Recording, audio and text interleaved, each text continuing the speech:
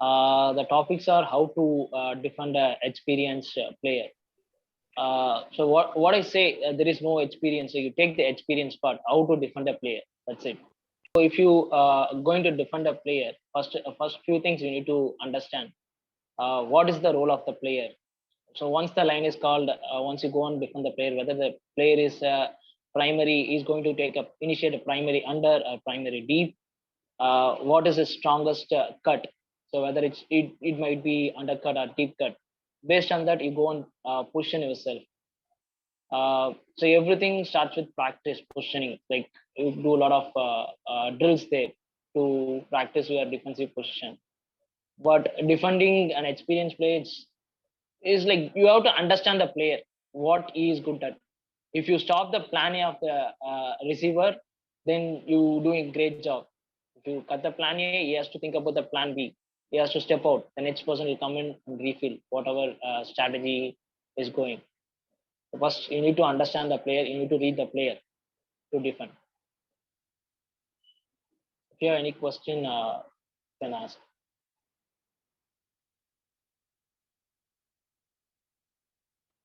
Hi, Rocket. Just a quick question. So when you, for example, if you're playing against someone you've never played before, right? Especially when you're playing all these international tournaments, how long does it take you to kind of figure out what is a person's go-to move, or what is it that you want to stop?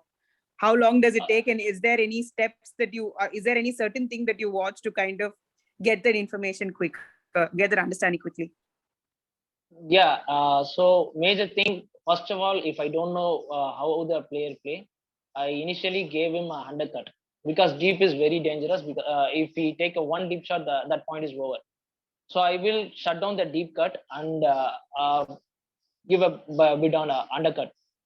So it takes at least 1 or 2 points. If you're going to mark the same person, I will read the player, come out, I read the player, what is he is good at, whether he is a handler or he is a primary receiver or primary undercut player, mid cut player.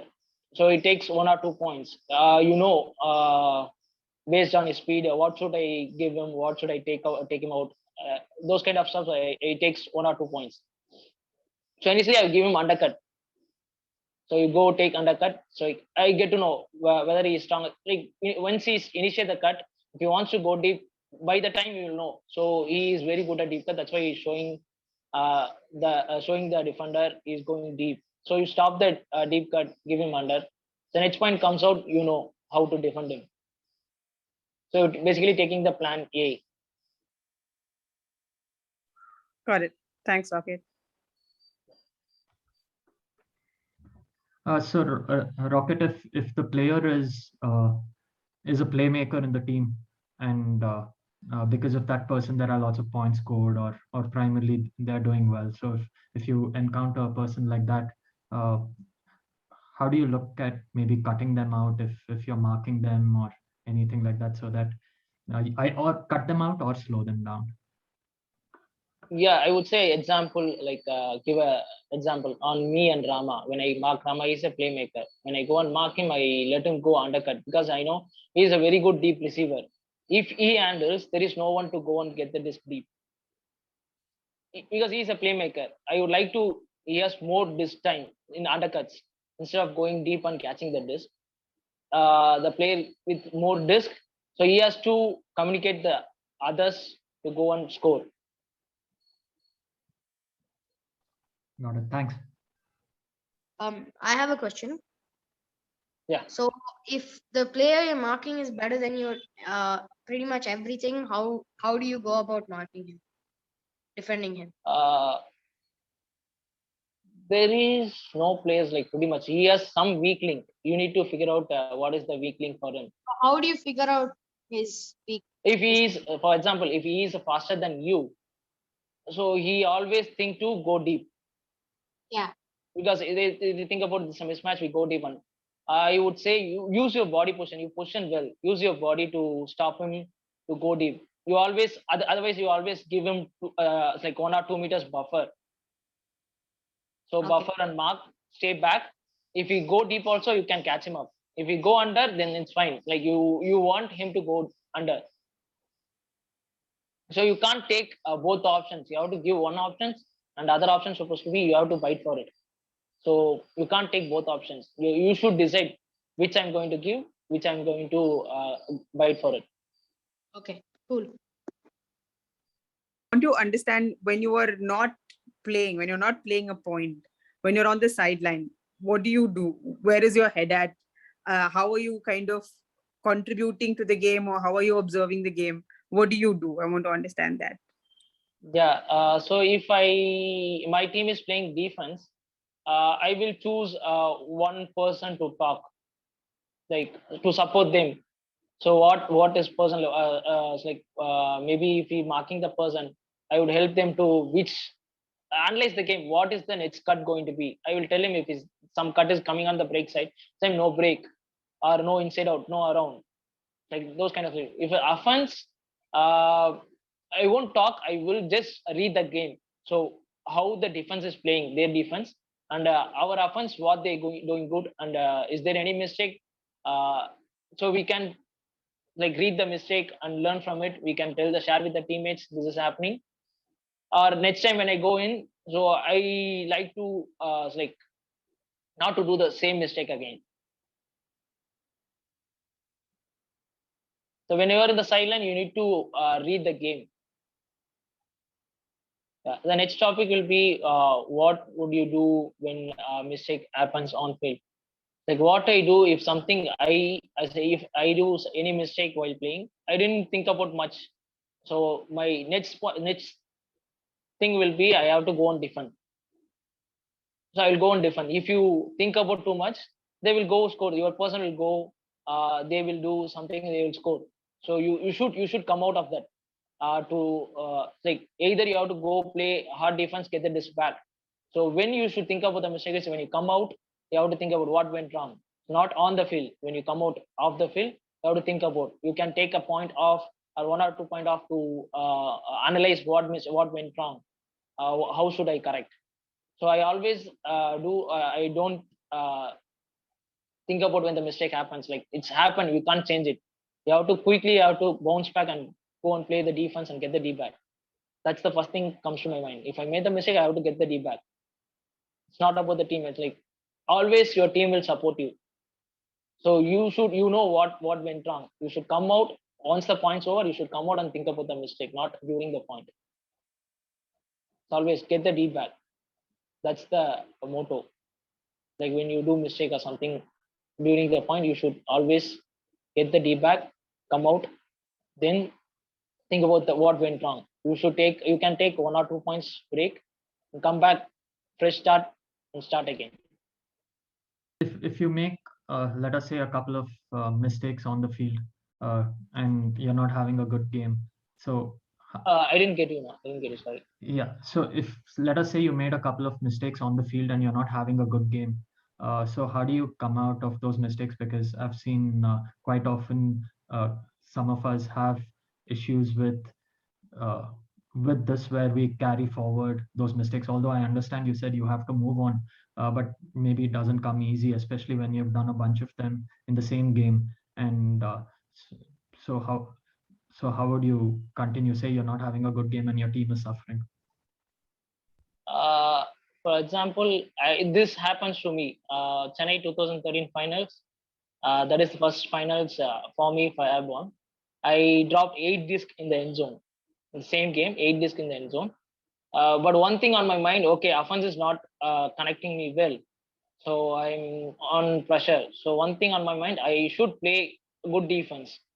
So I play defense, I will take my defender away from the flow. I won't involve the plays. So if offense not going well with me, I will focusing on defense.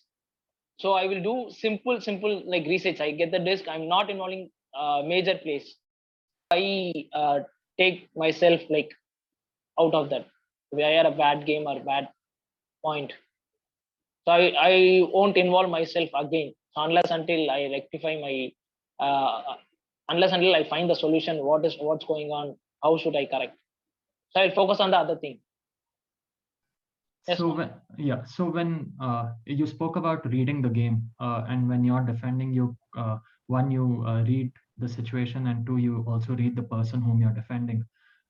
So what parameters do you look at in terms of reading the person and the situation? Because yes, you're experienced, and I mean, certain things you've already come across, but there are quite a few players that may not have experience with so many situations, and even experienced players for that matter quite often struggle with reading the situation. So what do you look at while reading the situation? Yeah, so I will step out and I will read. So if it's favor to us, then it's fine. If it's not favor to us, like they are scoring more points. So my person who's playing is like making a major, playing a major role in their teams. I will read what is strength.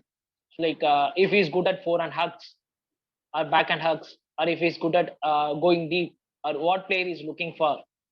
If we get the disc, who is the first person is looking for? Those kind of small things. As like I will read. So once I entered, I will take one by one. So if it's going deep, I will shut the deep cuts.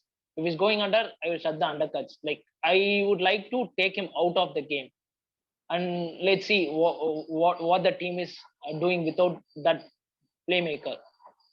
Like try to shut down the player and try to get into that offense player, get into her mind. Like he should feel like nothing is happening. What should I do? He has to step out and he has to think about it. What's going wrong? So that's what I was like. I will do. Like I will take out the person. Like then I will see how the team is perform without him. So it's like 6 on 6 instead of playing 7 on 7, 6 on 6. I'm taking one player out. Like taking all his options out. Basically, you need to get their mind. Like whatever you do, you taking the options from him, from the person. If you do that, any person is like any like whatever player is experienced or unexperienced, it's take time for them to recognize and take time for them to get back what's happening to realize. So by the time we can keep the game going and we can come back. Gaurav here. Yes, Gaurav. Hi, Rocket. Can you throw some light? I mean, we've all seen you play. Could you just throw some light on how you go about the poachy kind of defense? And of course, I mean, a lot of game knowledge and the way you read the game is important for that. But could you just share your instances, because you happen to generate those moments where you can get a proper D. So can you share your poachy style of defense with us? I would say poachy defense is like a gambling. So you should like either it's win-win or win-lose, like those kind of situation. What I do, I will like first of all, I should think about who am I taking. Like whether my person is a playmaker. If my person is a playmaker, I won't do poachy defense. If my person is a support player, I will stay with him, but I will read. I will read the game, how the flow is happening. So should I go for the bid or should I stay with him? Like those kind of things. You should read the game more. So you know your player what he's going to do. If he's a handler, I know he's going to up the line or he's going to reset. So I will set a trap. I basically set a trap. So I tell the thrower there is no person is going to throw, but I know that throw is going to happen. So I'll be ready for it. I will go and attack. So you should look around the field, what's happening. Even though you're defending one person, you should know what's happening, what throw is going to happen next, and should I go for it? Can you share some example where you've worked in a team where you've generated errors to happen as defense? Yes. So basically, if I'm marking first in stack, the primary cut is happening, but the cutter is coming under. I know that is the major cut is going to throw. I will wait for it. Let the throw happens. I will go for a level bit. Like they don't know. It's like for them it's going to be an open cut, but it's a trap. I'm not guarding the first in stack, but I'm guarding that person. But you should know when should you activate your run on defense. If you activate early, they will immediately take the inside out. The person will get the disc. Your man will get the disc. Thanks, Rocket. Thank you. Offense player shouldn't know what's on your mind. You should create a chaos. Rocket Datta here. So you Yes. talked about creating the chaos, right? So what about the other way when there is chaos that is happening and you are part of the offense and you see a lot of chaos? How would you help to reduce the chaos, get some composure in the flow? In that case, you should hold. Like if I'm having the risk, I won't throw. First of all, I will organize the field, like organize my offense. You should, as a handler, you should talk. If you read the game, if there's something's going wrong, so you should hold the risk. It's okay if it's stall fire stalls. You always have the reset option. The chaos is happening on the downfield, so you should talk with your offense, talk with your teammates. This is happening. Hold the stack, reset, then start the flow. If you go with the chaos, obviously the disc will turn over. The opponent will get the D because you first of all the offense team doesn't know what's happening. So as a handler, if you have the disc, you should communicate your team, hold, and you should communicate first cut, you cut under, throw. So here the handlers plays a major role. Like if you see good handlers, they talks a lot during the game. They will communicate. They will guide the downfield cutters. Come under, go to break side. They talks a lot. Okay. Thanks, Rocket. Okay, so Samath was asking if you could share a few drills to improve defense. Yeah, so there is a Hollywood square. Everybody knows Hollywood square. That is to practice your defensive position. It's like at any time, no matter what, when you enter the field, you're playing defense. The defense position is key. If you like lazy, the offense player easily knows, okay, this player is lazy. We can easily opens him and easily you can go and get the disc. So you can practice Hollywood square. There'll be a lot of progression.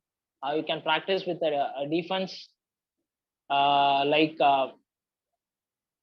don't know how to explain. Maybe I can share the drills with someone like in WhatsApp or something. I will share few drills how to for improve their defense. If you're just let us say coaching a new team in defense, what are the steps that you'll put them through to eventually maybe make them read the game and things? But what kind of steps would you actually put them through? If it's a new team, I just go and play. Just guard the person. Just stay with them. So just run with them. If it's a new team, just go and run with them. You can't go and teach. This is defensive stand. This is you supposed to guard and all. The basic you should teach them basic. Just go and stay with the person. That's enough. Like step by step, then you can teach them how should you guard. What is positioning? Where should you mark? What is force? Those kind of stuff you can build with them.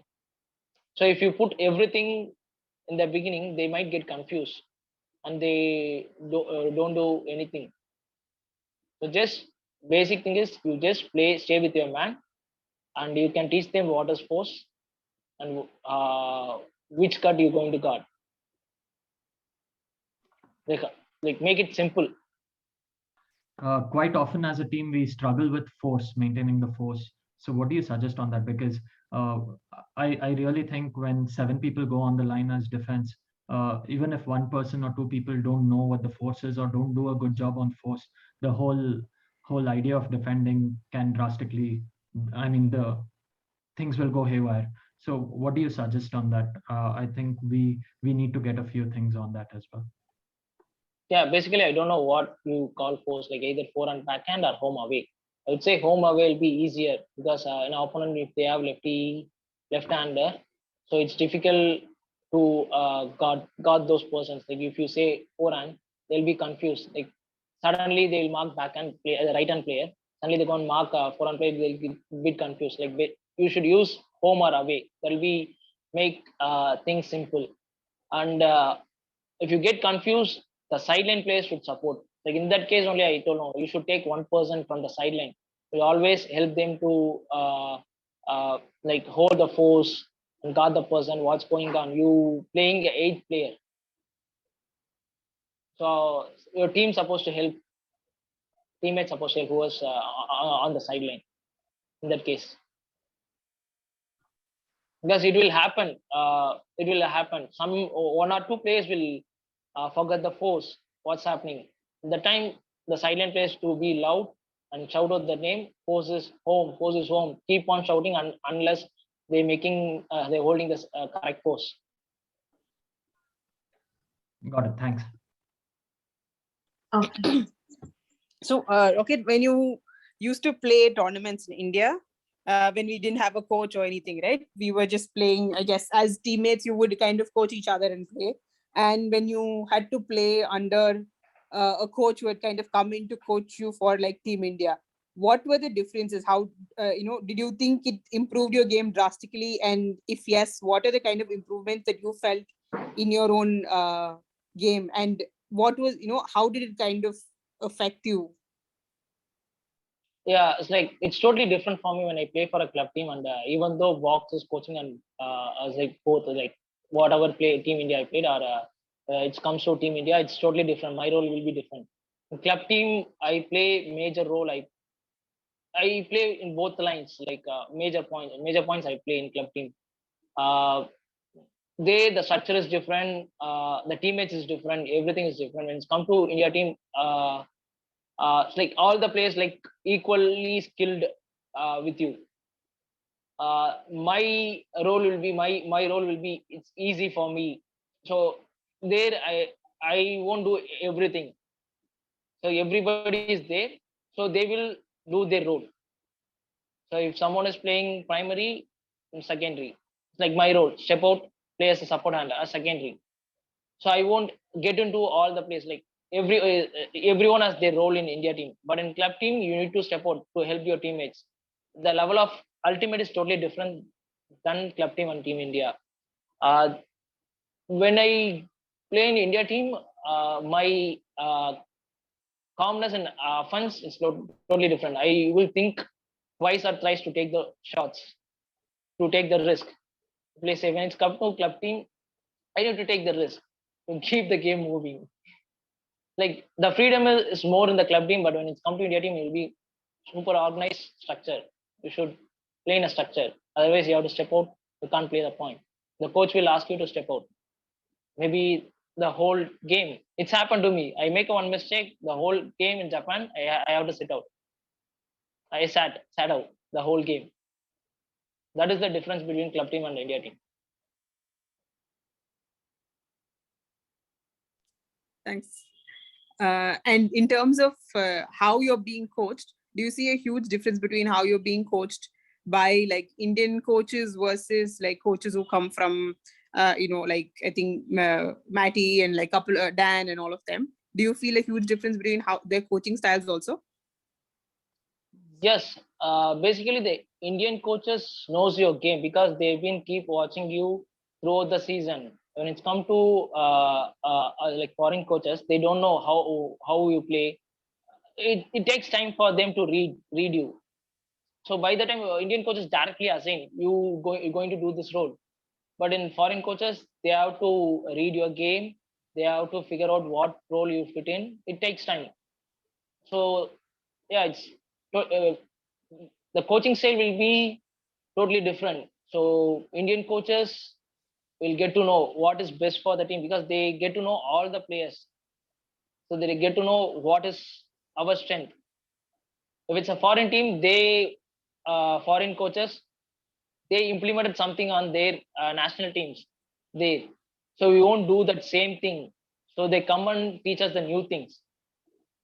So it takes time, but at the end result will be the same. They're going to be coaching the same thing, but it takes time. Indian coaches knows these kind of drills like suits. Everybody knows. We directly get into that thing.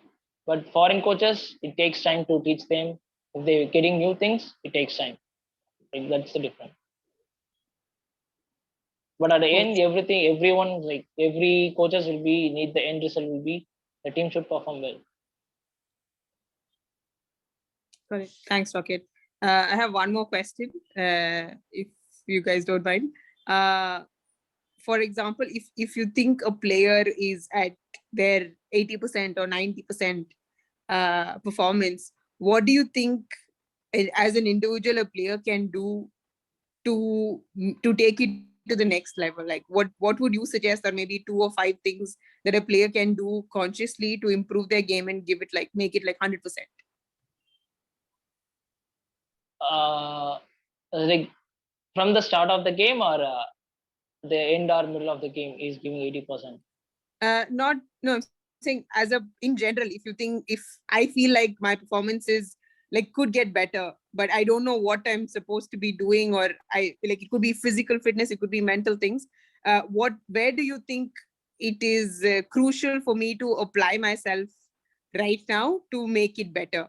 Like if you had to just generally give us like a few pointers, not like a player specific or like a situation specific. Yeah, that's true. I understand the question. So you can't directly enter the game. You expect yourself, okay, I'm 80%. If I do something before the game, I'll be 100%. You can't do like that. All the efforts you're putting on the training, it makes you to go and play 100% on the field. If it's a physical thing, if you're doing workout, so you stop in between, that won't help you. If you even tired, you preparing mentally, you're pushing yourself, so I have to finish this, so that's extra 5 minutes work. So as I said, if you go sprinting, the near the finish mark, if you slow down, it won't help you. It's reduce your time. Like you should push unless you reach your goal. You should push yourself. That mental strength you should build in the training. So that helps you in the game. Even if you're playing long point, you worked hard back. Like you already trained yourself during the training session, so I can push myself. It's a long point, I can give 100%. So everything is how much effort you're putting on the training, how hard you're working on the training, it shows off in your game. Srini here, and my question is, you're talking about so many valuable mental abilities, physical abilities, all of this during the game. As a person, in your experience, how has this helped you in your, let's say, in your world other than ultimate Frisbee, in your world of, let's say, profession or studies? Have you seen any impact of this? Yes, clearly it showed me a huge impact. So before I started ultimate, I used to get a short temper. I get into fights, so many things. Like it's like once I started ultimate also, I have those names. I'll be short tempered, I'll be do so much thing. But once I get into the game, I understand this is the game. So I tried implementing how should you calm during any problem, how should be a patient. Like patient, this game taught me patient, how to be patient, how should be calm, how to take decision. Like whatever your decision taking on field, same thing you're going to implement in your life. Like twice, thrice, you should think about it. Whether you're going to take that throw, the same in life. Whether you're going to take that shot, or you go, it's a worth of risky. Like those kind of things, you learn from ultimate. So it's pretty much a value add on to my life. Ultimate, it's helped me a lot to improve, to better myself, a better person. The ultimate played a major role. Yeah, it's wonderful. And would you also comment on how your interaction with women has been, as a result of Ultimate? Because this is the conversation we've had with other groups also. How do women get treated on ground by us versus outside? Yes, it's a good question. It's like before I started, I used to I feel shy to go and talk to a female player. So after ultimate, you should be open minded. Like they are also same as a human being. They also same as like similar to us. They also a player. They also a teammate. You should approach them how you approach your friends, how you approach your family. You should give respect to them. So you will earn the same respect, like on field or off field. So respect is the key. You should treat them equally, and also you should listen to them. You telling something means you ready to listen. What's their perspective? So then you go and tell them this is going wrong. This is something. First of all, you're ready to listen. Then you go and tell them this is happening. If you're not ready to listen, then don't go and talk to them. Don't give any feedback. Fantastic. Yeah, excellent. Lovely listening to you today, Rocket. Absolutely wonderful. Thank you guys. Thanks for this opportunity to share my experience. It's a wonderful session, I would say. I get a lot of good questions, like I get to answer those. Yeah, thanks for that.